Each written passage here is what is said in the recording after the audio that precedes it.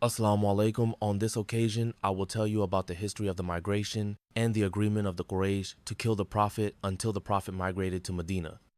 Increasing pressure and conspiracy of Quraysh. After the death of Abu Talib, the uncle who was very protective of the Prophet Muhammad ﷺ, the pressure from the Quraysh on him and his followers increased. They no longer hesitated to hurt and intimidate Muslims openly.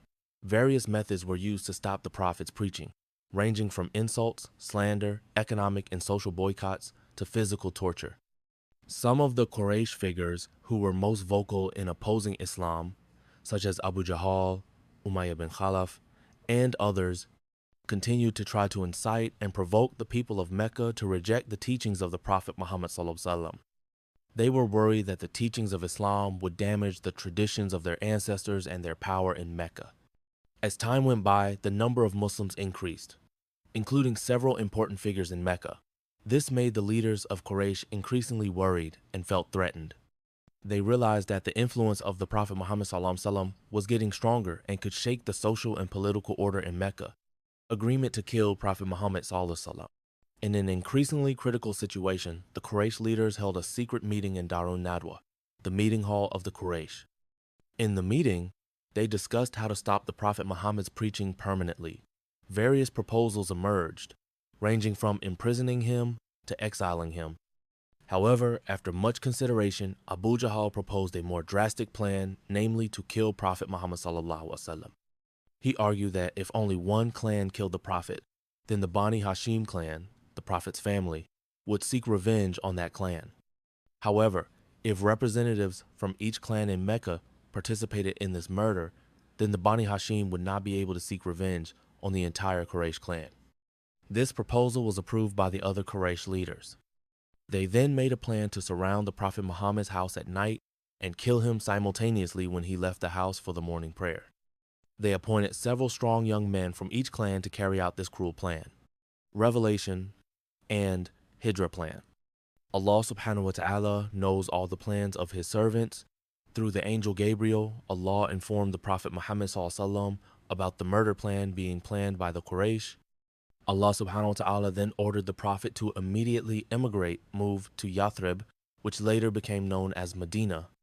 The Prophet Muhammad ﷺ immediately prepared plans for the Hijrah very carefully and secretly. He asked Ali bin Abi Talib to sleep in his bed and use his blanket to trick the besiegers.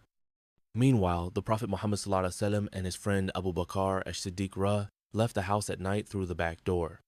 The two of them then hid in Surkave, a cave located south of Mecca, for 3 nights.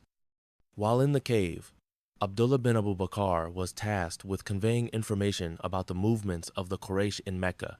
Asma bint Abu Bakr prepared food and drink, and Amir bin Fuhaira herded goats around the cave to eliminate their traces. The pursuit and protection of Allah subhanahu wa ta'ala. When the Quraysh realized that the Prophet Muhammad ﷺ had escaped, they were very angry and immediately launched a massive pursuit. They even offered a large reward for anyone who managed to capture the Prophet Muhammad ﷺ or Abu Bakr.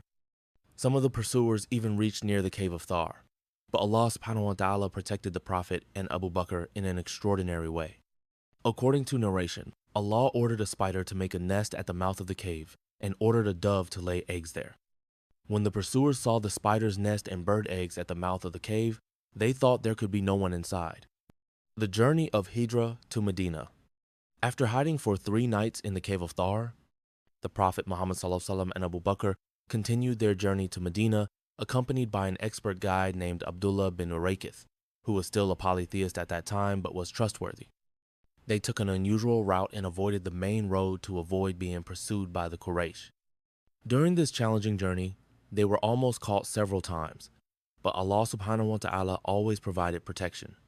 One of the famous stories is when Surah bin Malik managed to approach them on his horse, but suddenly his horse's feet sank into the ground.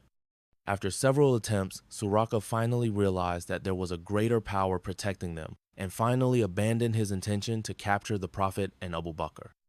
After a long and tiring journey, finally the Prophet Muhammad ﷺ and Abu Bakr arrived at Quba, a village near Medina.